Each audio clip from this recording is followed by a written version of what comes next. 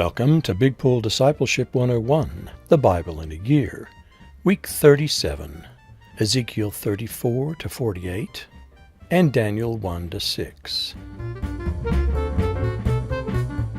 Last week we skipped Ezekiel 31 to 33. Let's pick them up here. Ezekiel 31 is addressed to Pharaoh. Pharaoh derives from a term meaning the big house. He was the boss of a large plantation economy who demanded to be worshipped as a god. Why did God remind him of Assyria's fate? Do modern powerful nations have similar pride and arrogance?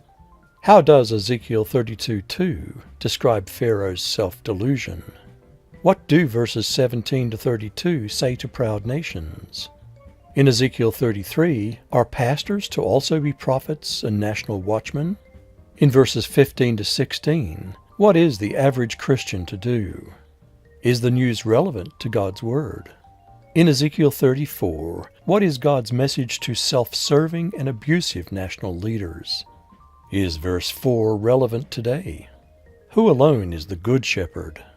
In Ezekiel 35, how does the warning to Edom show punishment for war crimes? Does violence against other nations bring violence upon the perpetrator? In Ezekiel 36, how does a prophecy to the mountains show the environment's involvement in national restoration? How do verses 25 to 27 describe the new covenant? In Ezekiel 37, what hope does the valley of dry bones give those who died? What does it prophesy about Israel's future?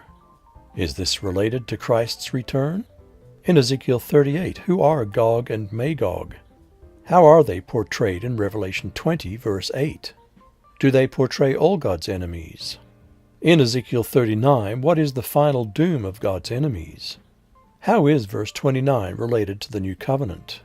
How is Ezekiel 40 a picture of the church and of the heavenly city? How does human priesthood prepare for our perfect high priest? In Ezekiel 41, how is access to the most holy place made available?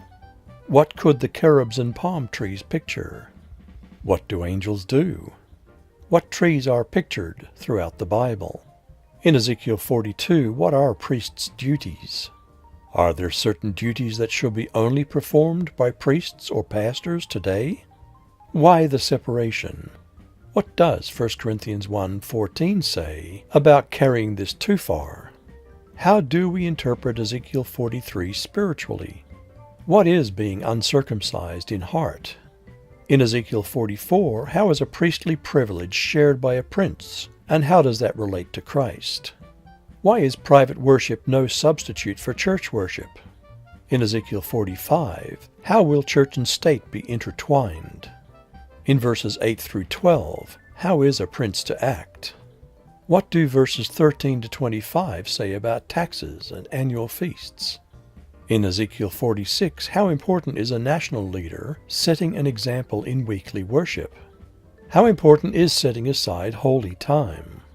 In Ezekiel 47, what does the river symbolize? What does the tree of life picture? What characteristics of God's kingdom do we see pictured in Ezekiel 48?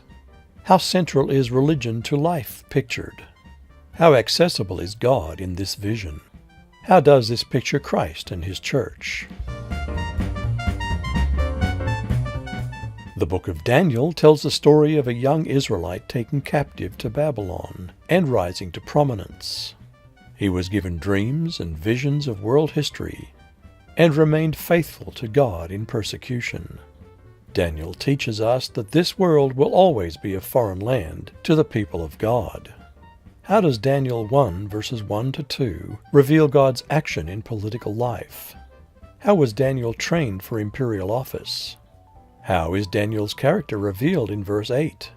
How is Daniel brought to prominence in Daniel 2? To whom does Daniel give the glory? How are false prophets eventually disgraced? What is the most common understanding of who the four kingdoms are? How does the rock picture Christ's first and second comings?